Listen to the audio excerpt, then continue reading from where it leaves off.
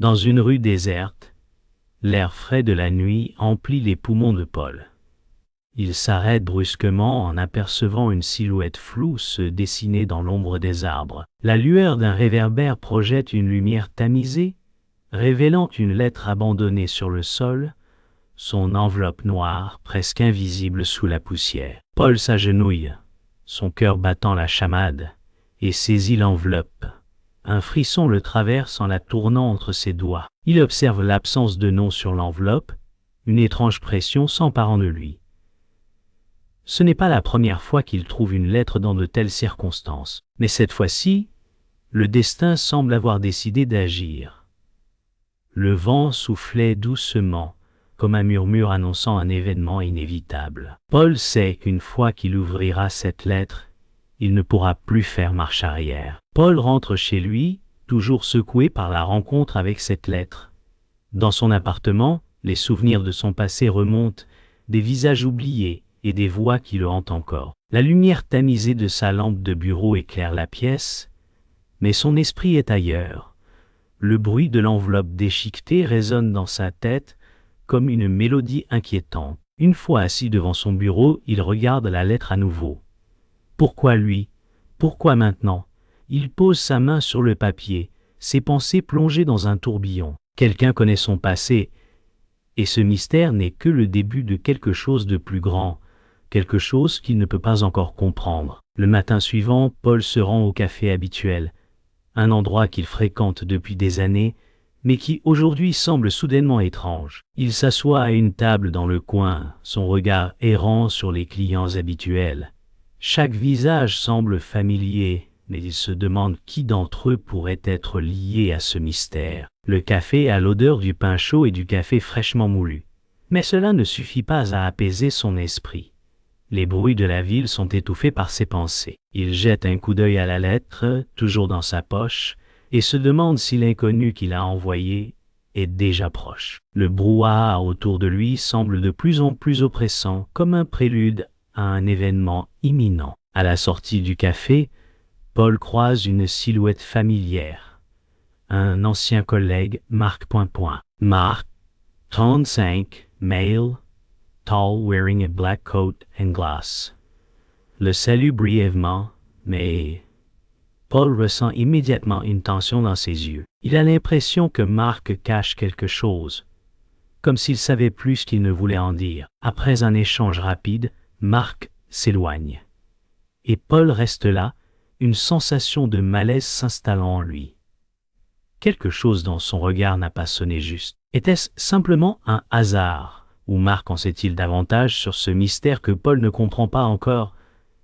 Les rues semblent soudainement plus étroites, le poids de l'incertitude pesant sur lui. De retour chez lui, Paul ouvre enfin la lettre. À l'intérieur, il trouve un message cryptique qui le laisse encore plus troublé. Tu ne peux pas fuir ce que tu sais déjà. Son cœur s'emballe alors qu'il réalise que cette phrase résonne profondément en lui. Quelqu'un connaît son passé et cette découverte semble inéluctable. Il pose la lettre sur la table, la bouche sèche, les pensées en plein tumulte. La vérité se rapproche. Mais chaque indice le plonge davantage dans une mer de doute. Est-il prêt à découvrir ce que son passé lui réserve? Chaque mot semble un avertissement, et pourtant il est irrésistiblement attiré par la nécessité de comprendre. Le téléphone de Paul sonne, le tirant de ses pensées. Il reconnaît immédiatement le numéro, un ancien collègue de l'époque où il travaillait dans la sécurité. « Paul, tu vas devoir te préparer », dit la voix à l'autre bout du fil. « Ils savent que tu cherches des réponses. » Le sang de Paul se glace. Il n'a jamais dit à personne qu'il avait ouvert cette lettre, et encore moins qu'il avait commencé à chercher des indices. Il se précipite pour regarder autour de lui, se demandant qui d'autre connaît son enquête, qui aurait pu le suivre jusqu'ici. Le téléphone se coupe brusquement, laissant Paul dans un silence lourd et menaçant. Il ne sait plus s'il doit continuer ou fuir. Paul décide de se rendre au bureau de son ancien collègue, espérant obtenir plus d'informations. En route, il observe les gens autour de lui, chacun semblant porter un masque d'indifférence. Mais Paul sait que quelque chose ne va pas. En entrant dans le bâtiment, il remarque une porte entr'ouverte qui n'était jamais là auparavant. Il hésite, son esprit en proie au doute. Est-ce un piège ou une chance d'obtenir des réponses? Le cœur battant, il pousse la porte.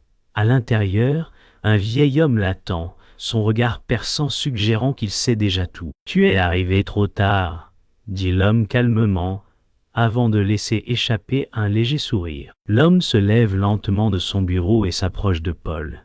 « Tu cherches à comprendre quelque chose qui ne doit pas être compris, » dit-il d'une voix grave. Paul fronce les sourcils, se demandant ce que l'homme sait réellement. « Tu es sur le point de plonger dans un abîme sans fin, » continue l'homme, « et personne ne reviendra de ce voyage. » Paul est déstabilisé, mais il sent qu'il doit continuer. « Pourquoi m'avez-vous appelé ?» demande-t-il.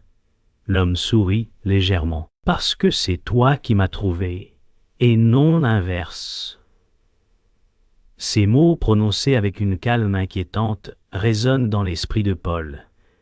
Qui est cet homme et pourquoi sait-il autant de choses? Le vieil homme se tourne et ouvre un tiroir dans son bureau, en sortant un petit dossier qu'il tend à Paul. « C'est tout ce que tu dois savoir pour l'instant, » dit-il simplement. Paul hésite un instant avant de prendre le dossier. En l'ouvrant, il découvre des documents cryptés, des photos et des extraits d'enregistrements. Tout cela semble connecté à la mystérieuse lettre qu'il a reçue. « Ce n'est que le début, ajoute l'homme. Tu n'es plus seul dans cette quête, mais sois prêt. Il n'y a pas de retour en arrière. » Paul regarde les documents avec un mélange d'excitation et de crainte. Le mystère est plus vaste que ce qu'il avait imaginé. Paul quitte enfin le bureau, les documents en main, le cœur battant la chamade. Il marche dans la rue, le poids de la vérité maintenant plus lourd que jamais. Les images et les mots inscrits sur les papiers sont flous, mais Paul sent qu'il est sur le point de découvrir quelque chose de fondamental. Il décide de rentrer chez lui pour examiner tout cela en détail. Cependant, à chaque coin de rue, il a l'impression d'être suivi. Il se retourne brusquement, mais il n'y a rien. Le sentiment persistant de surveillance ne le quitte pas. Plus il avance, plus la tension monte. Qui d'autre est intéressé par cette enquête? Et combien de temps avant que le danger ne le rattrape? De retour chez lui, Paul se précipite pour analyser les documents. Chaque photo, chaque extrait d'enregistrement semble le rapprocher un peu plus de la vérité. Il commence à assembler les pièces du puzzle, mais des questions persistent. Qui sont ces personnes sur les photos? Et pourquoi les visages lui semblent-ils étrangement familiers? Alors qu'il s'attaque aux enregistrements audio, une voix grave, presque menaçante, se fait entendre. Tu sais ce que tu cherches, mais tu n'es pas prêt à l'accepter. Un frisson parcourt l'échine de Paul. La voix semble le défier, le pousser à aller plus loin, mais à quel prix? Le mystère devient plus personnel, et une inquiétude grandissante s'installe en lui. Qui lui envoie ces indices? Et surtout pourquoi lui? Le lendemain, Paul reçoit un appel mystérieux. La voix à l'autre bout du fil ne lui est pas inconnue, mais elle reste masquée. « Tu es plus proche que tu ne le penses, » dit-elle avant de raccrocher brusquement. Paul se précipite dehors, déterminé à suivre cette nouvelle piste. Son esprit est en ébullition, essayant de comprendre ce que cette personne sait, et pourquoi elle lui parle comme si elle savait tout de lui. Il prend la route sans vraiment savoir où il va, mais il se sent poussé par une force invisible, comme si chaque pas le rapprochait du secret qu'il cherche à découvrir. En arrivant dans une ruelle sombre, il aperçoit un autre dossier abandonné au sol, comme un nouveau message destiné à l'entraîner encore plus loin dans ce labyrinthe de mystères. Paul ouvre le dossier avec hâte, mais à l'intérieur, il trouve une photo d'un endroit qu'il reconnaît immédiatement. Il s'agit d'un vieux bâtiment abandonné à la périphérie de la ville, un lieu qu'il avait visité dans sa jeunesse. Mais pourquoi cette photo? Et pourquoi maintenant? Un frisson lui parcourt l'échine. Est-ce un piège? La lettre mystérieuse, la voix au téléphone, le dossier dans la ruelle, tout semble converger vers ce même endroit. Paul ne peut plus reculer. Il doit y aller, même si chaque fibre de son être lui crie de fuir. Les souvenirs du passé refont surface, et il sait que ce lieu cache bien plus qu'il n'y paraît. Le temps est venu de découvrir la vérité, quelle qu'elle soit. Arrivé devant l'imposant bâtiment abandonné, Paul ressent une étrange sensation d'angoisse. Il n'est plus certain de ce qu'il cherche, mais quelque chose dans cet endroit lui donne l'impression d'être observé. Alors qu'il pénètre dans le bâtiment, des bruits étranges résonnent dans les couloirs sombres. Chaque pas qu'il fait semble l'enfoncer davantage dans le mystère. Des voix chuchotent dans l'obscurité, des souvenirs effacés remontent à la surface. Ce lieu est imprégné de secrets, mais Paul ne sait pas s'il est prêt à les affronter. Au bout du couloir, une porte entr'ouverte semble l'attendre. Il s'approche, chaque muscle tendu, et pousse lentement la porte. Alors qu'il entre dans la pièce, un bruit soudain attire son attention. Il se retourne, mais il n'y a personne. Pourtant, l'air semble plus lourd, comme si quelque chose ou quelqu'un le surveillait. Au centre de la pièce, une table est couverte de papiers et d'objets laissés à l'abandon. En s'approchant, Paul aperçoit un dossier ouvert et des noms familiers y figurent. Son cœur rate un battement. Les informations sont liées à l'enquête qu'il mène, mais à chaque nouvelle découverte, une partie de lui doute de sa propre sécurité. Avant qu'il n'ait le temps de réagir, une silhouette surgit de l'ombre, le faisant sursauter. Un visage familier, mais cette fois-ci, il sait qu'il ne peut plus faire marche arrière. La silhouette s'approche lentement, et Paul reconnaît enfin l'individu. C'est Marc, son ancien collègue. « Je savais que tu finirais par arriver ici, » dit Marc, son ton calme, mais un éclat de menace dans ses yeux. Paul se fige, réalisant que tout ce qu'il a traversé jusqu'à présent n'était qu'un jeu pour Marc. « Tu m'as mené dans cette direction depuis le début, » dit Paul, les mots à peine sortis, tant la colère et la confusion l'envahissent. Marc sourit froidement. « Tu ne comprends toujours pas. Ce que tu cherches n'est pas un mystère, Paul. C'est une fin. » Un frisson glacé parcourt l'échine de Paul alors que la vérité lui éclate au visage. Il a été manipulé, et maintenant il n'y a plus de retour possible. Marc s'avance vers Paul, sa voix maintenant plus basse, mais chargée de menaces. « Ce que tu cherches, Paul, n'est pas simplement une vérité, c'est une arme. Tu ne devrais pas l'avoir découvert. » Paul sent un frisson d'angoisse le traverser, mais il ne peut pas reculer. « Pourquoi moi? Pourquoi tout ça ?» demande-t-il, sa voix tremblante malgré lui. Marc s'arrête devant lui, le regard perçant. « Parce que tu es celui qui cherchait, et maintenant, tu dois en payer le prix. » La tension entre les deux hommes est palpable, l'air lourd et chargé de menaces. Paul se rend compte qu'il est à la croisée des chemins, mais il n'a pas d'autre choix que d'avancer. Marc fait un pas en arrière, puis il regarde autour de lui comme s'il vérifiait quelque chose. « Tu vois, Paul, dit-il d'une voix grave, tu n'es qu'un pion dans ce jeu. Tu n'avais pas de contrôle. » Paul, bien que furieux, ressent un malaise croissant. Marc est bien plus impliqué dans cette affaire qu'il ne l'avait imaginé. « Ce que tu penses comprendre est juste une fraction de la vérité, » ajoute Marc. « Tu n'as pas idée de l'ampleur de ce qui se cache derrière tout ça. » Paul serre les poings, déterminé à tout découvrir, mais il ne peut s'empêcher de se demander si cette quête ne le détruit pas peu à peu. Quel est ce jeu dont Marc parle, et pourquoi ne l'a-t-il pas vu venir? Marc recule d'un pas, comme pour signaler la fin de la conversation, mais avant que Paul ne puisse réagir, il s'approche rapidement d'un vieux bureau à côté. Il en sort une clé métallique, la lève et la montre à Paul.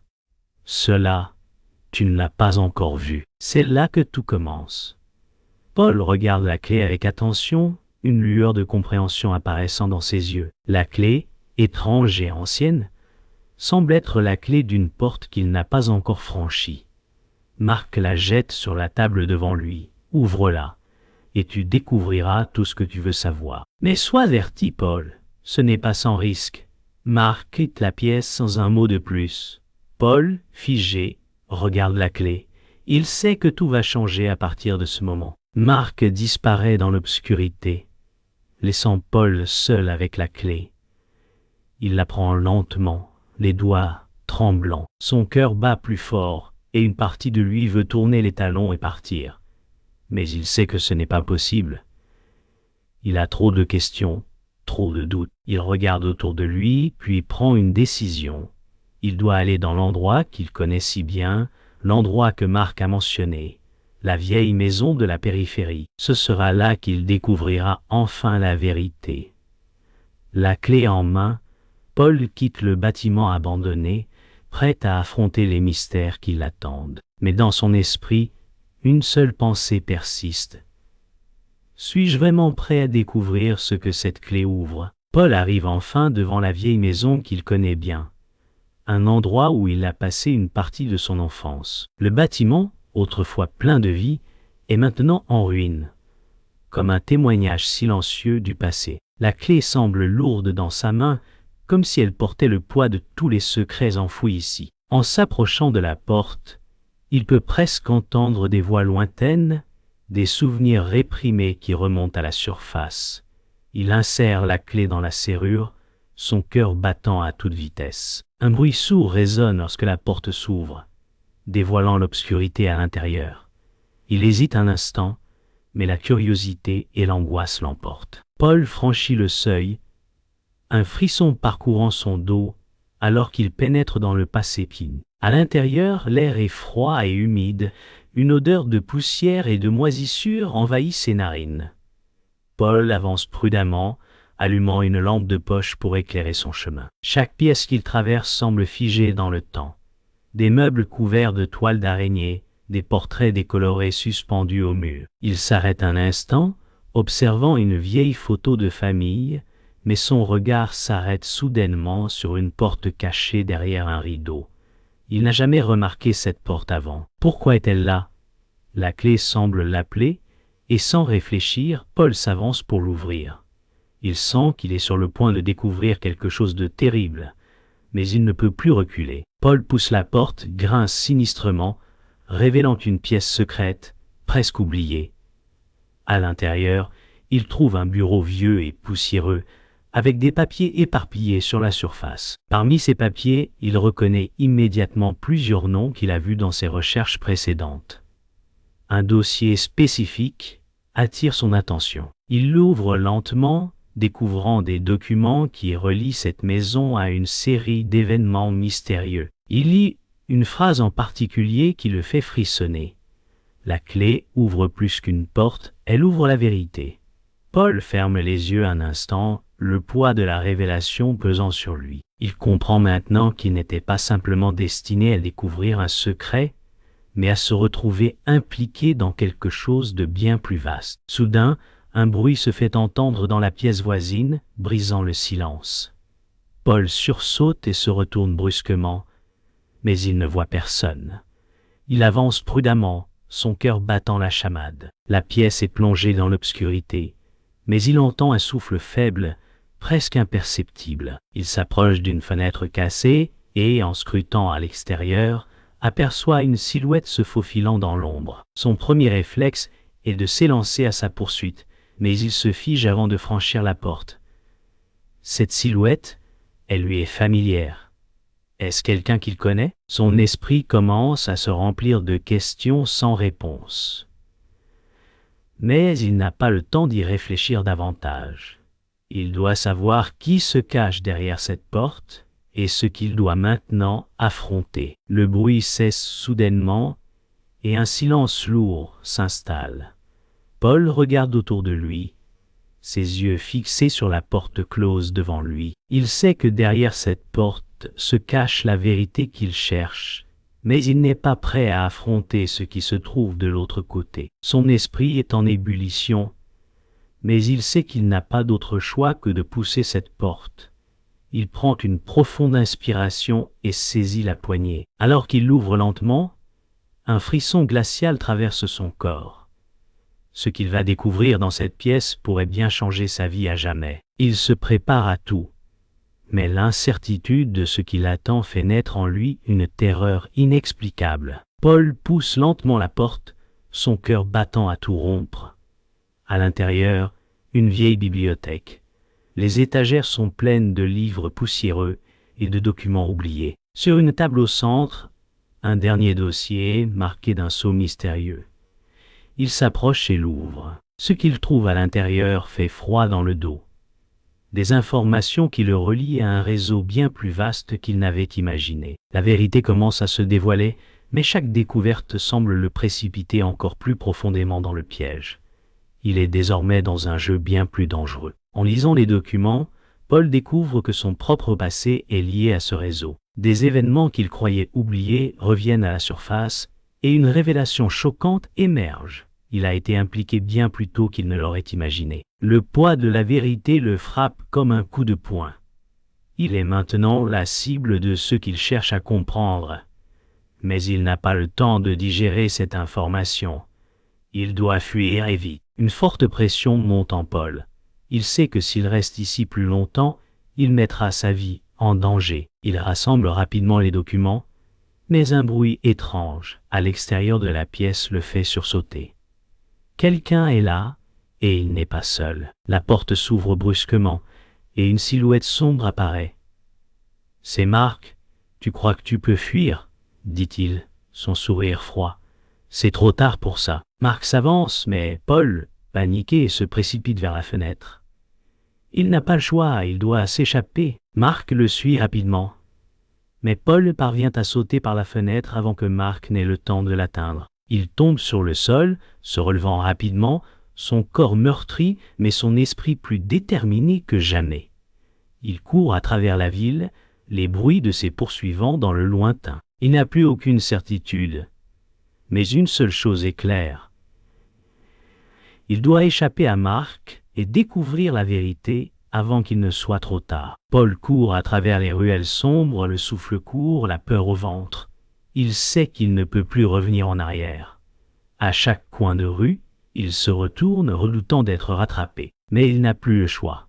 Il doit continuer à avancer, coûte que coûte, vers l'inconnu. Dans la nuit noire, il cherche un moyen de disparaître, d'échapper à ceux qui veulent l'empêcher de découvrir la vérité. Alors que Paul se cache dans un vieux bâtiment abandonné, essoufflé et épuisé, il commence à assembler les dernières pièces du puzzle. Il réalise que la clé, le dossier et même Marc étaient tous des éléments d'un plan bien plus vaste. Il comprend enfin que tout ce qu'il a vécu n'était qu'une préparation pour le moment où il allait découvrir une vérité qu'il n'aurait jamais imaginée. « Il savait que tu viendrais », murmure-t-il à lui-même. Ils ont toujours su. Il se relève brusquement, la détermination prenant le dessus. Il doit maintenant se rendre au cœur de cette conspiration, quel qu'en soit le prix. Paul décide d'affronter la vérité, peu importe les dangers qui l'attendent.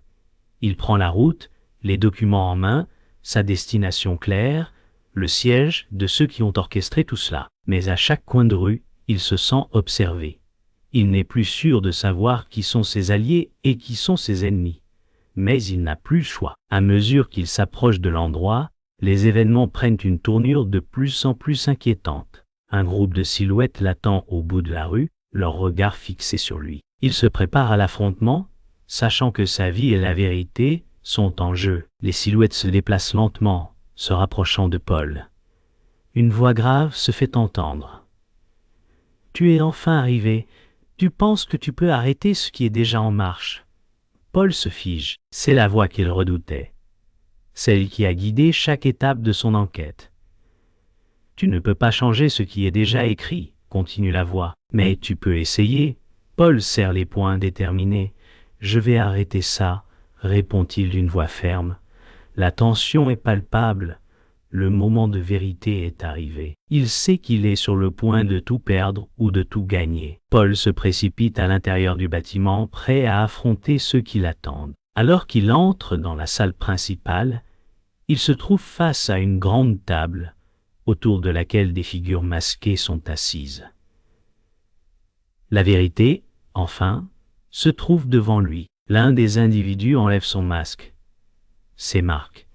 Tu es arrivé trop tard, dit-il calmement, avant de se lever. Ce jeu est terminé, Paul. La trahison est totale, et Paul réalise que la lutte pour la vérité n'aura jamais de fin.